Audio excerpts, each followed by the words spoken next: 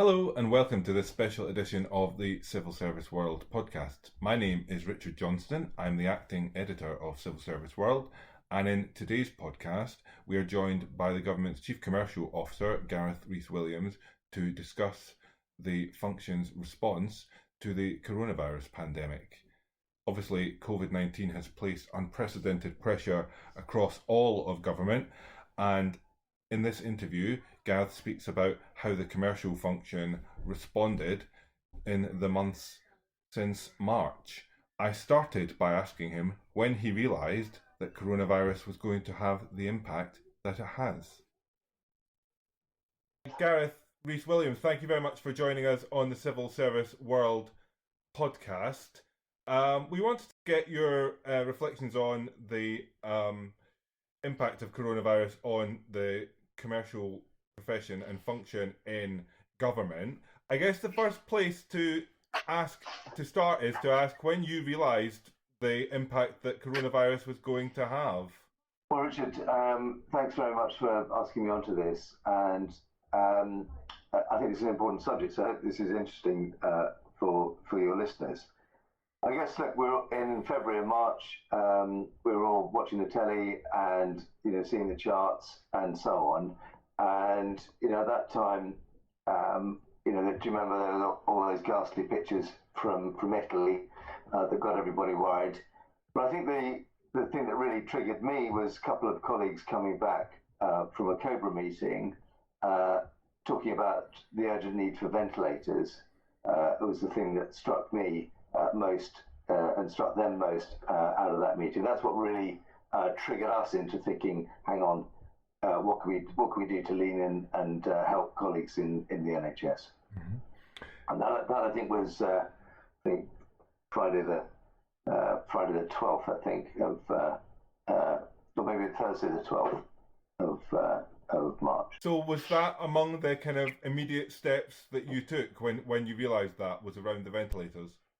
Yeah, because we had the pandemic store of PPE, and at that time that was viewed as being sufficient. But the message that came back was, I think it came back from SAGE, that we needed many thousands of ventilators, because at that time that was viewed as the only way of treating the disease, and the NHS had a few thousand, but the SAGE feeling was we needed 90,000. I think at that time we had about 9,000 all in. And that's what prompted us to think, well, we need to accelerate what we're doing to buy ventilators, but DH already had a team on that and was scouring the globe. And I'm an engineer by background, and it occurred to me, well, what can we do to see if we can make any? We might well fail in the attempt, but at least we should try. And that kicked off a series of meetings on that Friday, which then translated into the ventilator challenge.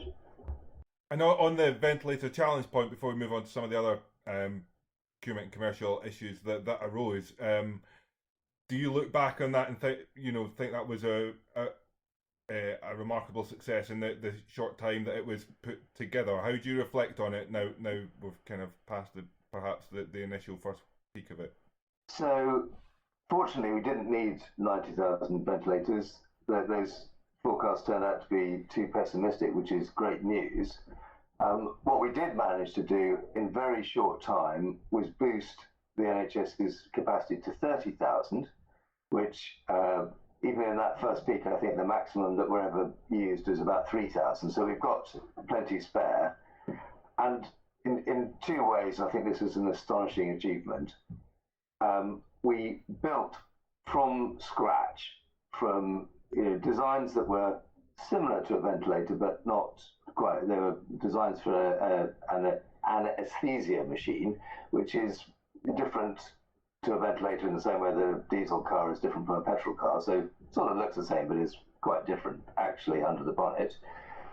And we scaled that up in record time. We had about 7,500 people working ferociously on that.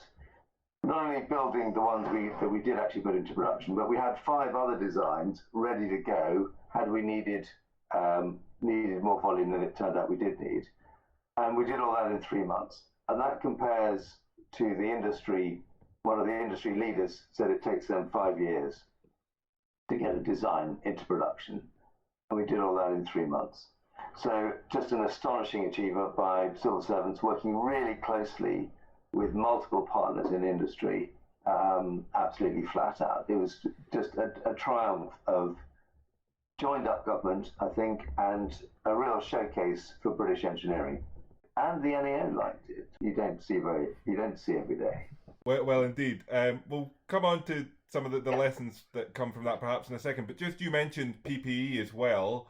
When did that become a procurement issue? When did you realise that was going to need the work of the central teams?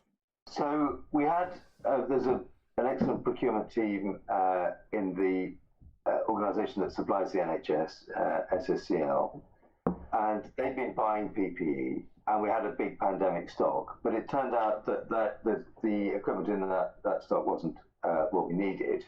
And of course, the demand, as you'll all remember, just went through the roof.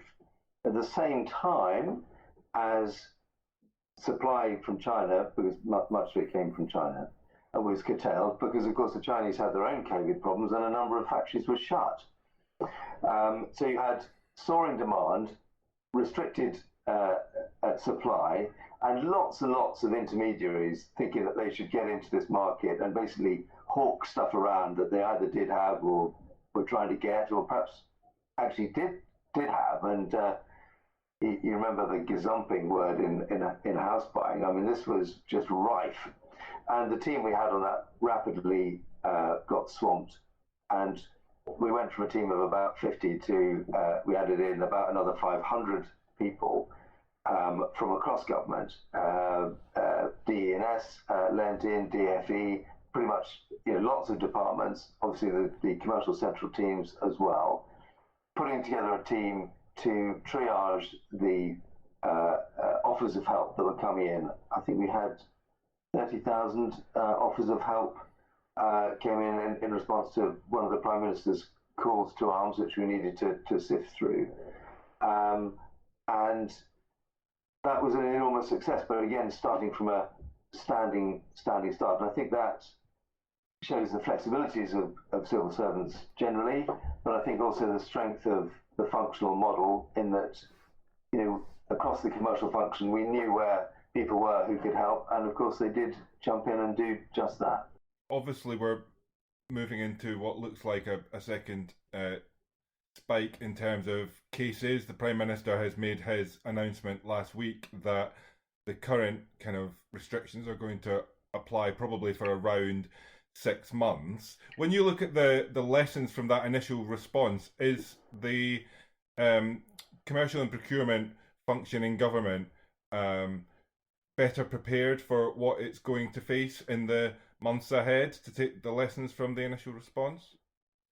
Well, I think we've done a good job so far, frankly, and the commercial policy teams need to take a big amount of the praise on that. So remember, it's not just the things like PPE that we need to buy. It's not just things like ventilators, which we buy and build, but there's the whole of the rest of government needs to keep going, and the whole of the rest of the public sector needs to keep going.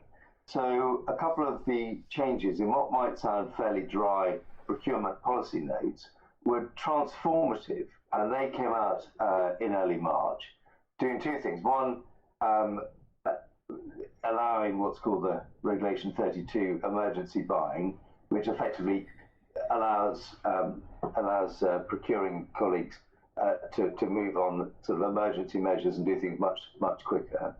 And secondly, guidance to councils, schools, contracting authorities right the way through the country, encouraging them to pay their suppliers promptly, but also to keep the performance payments going as they would have been doing pre-COVID, which sounds like a very simple thing, but of course what it's meant is that thousands of vendors who depend on government work have seen continued cash flow into their businesses and have not fallen over in the way that we would have done had we not done that. And I think what has been really satisfying here has been how welcoming and thankful the CBI, FSB, other industry groups have been about that. They've really seen government working with them to deal with what has been a huge issue. Now, of course, we'll be better prepared next time because we've now practiced something that we never thought we would have to do. So we'll be better, wiser, perhaps slightly tireder. But I think our reaction first time round was pretty good. A lot of these procurement issues, particularly around PPE and things, have been very high profile in the press. Do you think the way it's been covered and perceived has been fair? Gosh, we never criticise the press, although that doesn't work. But I think a lot of they pick on the negatives, don't they? The reality is, we stood up a team from nowhere, buying products that they hadn't bought before, and they did it brilliantly. And yes, for a few short weeks at the front end of the process, we didn't have enough. That's enormously regrettable. We've now got, warehouses full of product. And yes, the press have picked up on a couple of issues about who did we buy from. The government internal audit team have been through that and have found no smoking guns.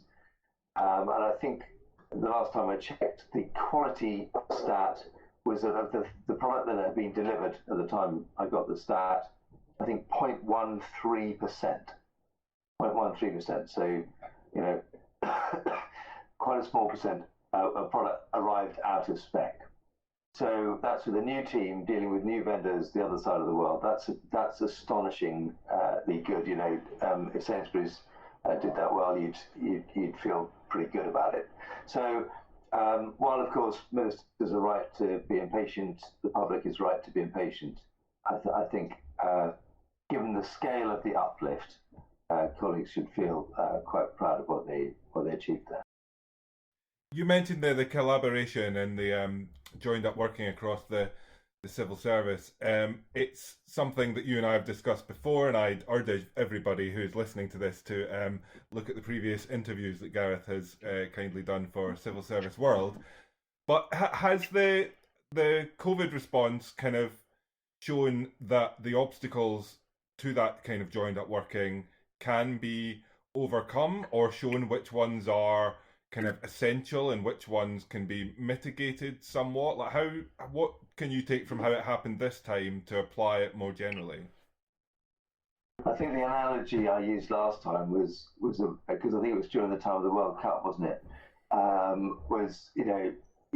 football team would never go out to play without the goalie. Someone would look around and say, "Hang on, where's the goalie? We can't start without them." And I was using that example just to explain that a good project team needs one of everybody there. They need the finance colleague, they need the policy colleague who's probably leading the discussion, they need the commercial colleague, they need whoever it is that's going to be managing the contract when it's put into place, and others.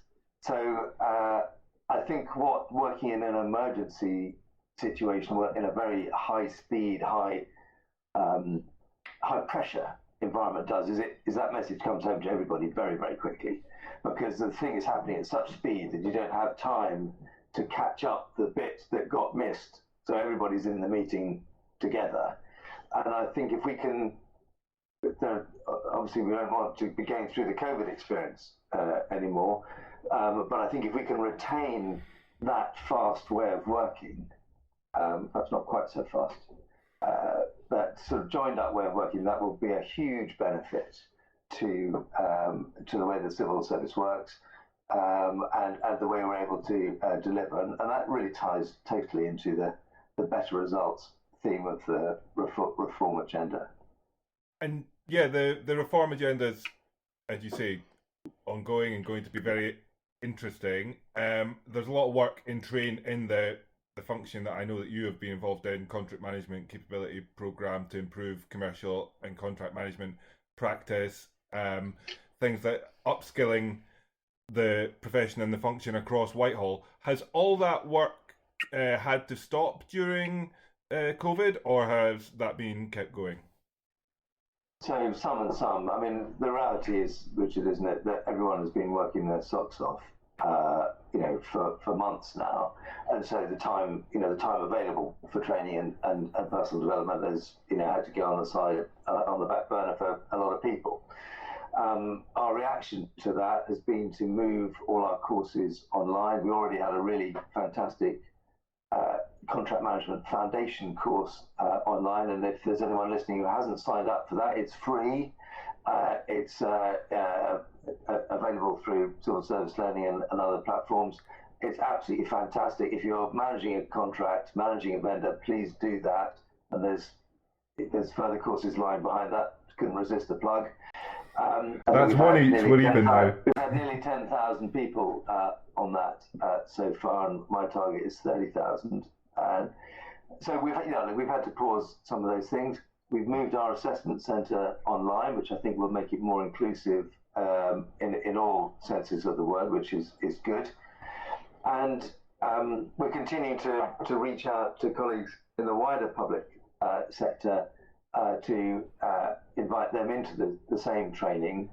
And the reason that's important is it's not just, we will deliver better as a public sector if we're all better trained. That's sort of obvious. But the people that the commercial teams and the contract management teams are dealing with are our vendors. And if they see the same method and the same approach and the same level of skill, no matter where they touch us, whether that's in a local council or in a university or in central government or an architect body, then their performance, will rise to meet that. And that's one of the reasons why Lord Agnew and other ministers have been so keen to push the attention to detail on KPIs, key performance indicators, that are in every contract, and indeed the publishing of the top 3 of those. And so I think we can see that exercise. The first lot were published last month, and I think we're going to see every month more and more contract outcomes being published. I think that's good for transparency. It's good for citizens to see that actually, guess what? Who knew? The vast majority of what the civil service does and public servants do is done brilliantly. I think that will just underline that. But also, it sends a good message to our vendors that they need to keep up to the mark as well. So I think some of those things have continued, Richard. Obviously not as fast as we would have liked, but they've not stopped completely. And yeah, you mentioned the wider public sector there. Obviously, this has been quite a procurement challenge for different parts of the public sector outside central government, where it be local government, NHS, different bodies. What have you been doing to kind of help them deal with these challenges as much as you can? So the regulation changes and clarifications that we put out in March, of course, affect everyone in the country, and I think those have been really helpful for wider public sector colleagues. And then there's also the training that we talked about. And coming up next year, once we've got our legislative slot, hopefully, to push through the new procurement rules, we're going to have to involve and get on with a massive training exercise in order to explain what those changes are, what those new freedoms are for colleagues, so that they not only become aware of them, but are encouraged to use them and use them confidently to best effect. And a final question, if I may. Well, again, we've sort of touched on it, but it'd be good to just get your closing thoughts on it. The role the function can play in that wider kind of civil service reform agenda. How do you see that playing out? Well, I think the first item on the reform list, and there's sub items beneath it, but it's great people. And I think what a function can do, whether it's the commercial function that I'm involved with, or the other functions, IPA, HR, finance, is to try and drive up the capability and skill of people in that function, no matter where they work, whichever department they work in, but also the way those colleagues are joined up one to another, sharing best practice, avoiding mistakes that will inevitably creep in. But what we want to do is be able to detect a mistake that anyone does make and not repeat it. That's the thing, isn't it? And we want to share best practice, which exists everywhere in the civil service. But if nobody knows about it, that doesn't do us all so much good. So that great people agenda, particularly in the reform agenda, is something that functions can really, I think functions are the key to unlocking that, actually. And I think what we've seen in the last, it's now 6 months, really underlined that. I think that's very true. Thank you very much, Gareth, for joining us on this special Civil Service World podcast. I think that's a really interesting insight to the challenges that the commercial function has faced in the last 6 months. Richard, thank you, and thank you to everyone who's listening in. And please, back to the plug, if you haven't signed up for the online contract management training, please do so. You'll enjoy it. So thanks very much to Gareth for joining us in the podcast this week. I should say at this point there are some legal challenges to some of the government's procurement decisions during the coronavirus pandemic that we were obviously unable to touch on in the podcast for legal reasons. But I think that interview was a very good insight into the pressures that the commercial teams in government have been facing. And I'm sure that is replicated across lots of different functions and departments in government, and we would like to hear from you to share your stories. This is the second in our series of podcasts looking at how government has responded. If you haven't listened to the first one with HMRC's Second Permanent Secretary and Deputy Chief Executive Angela MacDonald on how they stood up the coronavirus job retention scheme and the other economic support programmes so quickly, then please do so. And if you would like to share your story of how your department or function or agency has responded to COVID-19, please get in touch with us. I am on Twitter at Rich R. Johnstone, or you can find all of our contact details on the Civil Service World website. Thank you very much again for listening, and we will speak again soon.